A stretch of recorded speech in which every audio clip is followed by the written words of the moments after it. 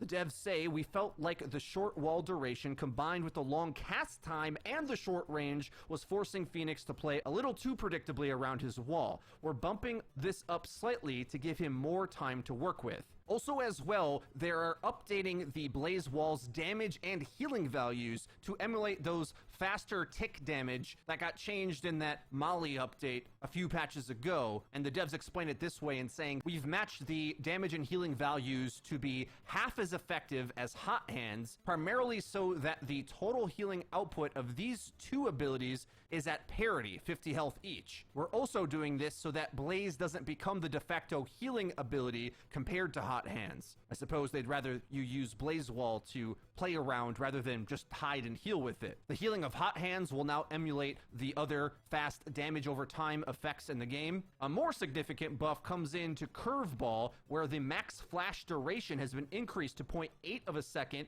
up to 1.1 seconds. The devs say the flash duration is short given how quickly he can get his curveball out on an enemy caught out of position. Even still, it was a hair too short, especially to justify the new 200 credit price point.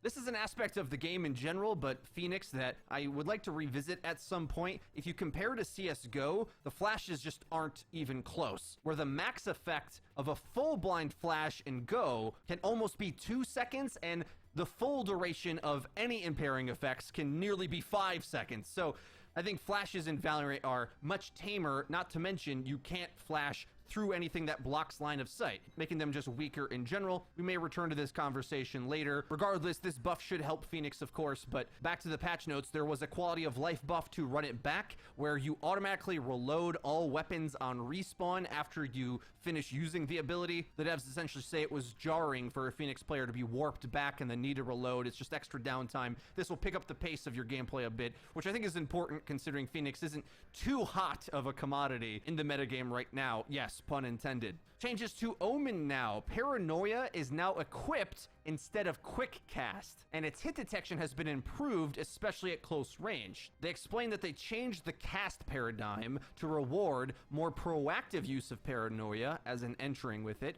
over its previous reactive use case. Enemies will receive a warning when the projectile is fired rather than being in the direct path of it. This should make it hit enemies more reliably. We will really have to test this one out before I have a full opinion on it. Moving on though, there were the changes to his smokes. Dark Cover, Omen now enters a phaser world where he can see through walls to place his smokes, and pressing reload toggles between phased and normal targeting. So you'll still have the targeting you're used to, but you'll also have the ability to enter the upside down, I guess, in order to more easily see where you're placing your smokes. Riot explains, we wanted to provide Omen with a more precise way to place his smokes, especially when verticality is at play. We've provided a toggle back to the old view mode as well to make sure that we still support the quick, close-range smoke playstyle many Omen players have honed. Another change, Dark Cover controls have been updated where Omen can now increase smoke distance with primary fire,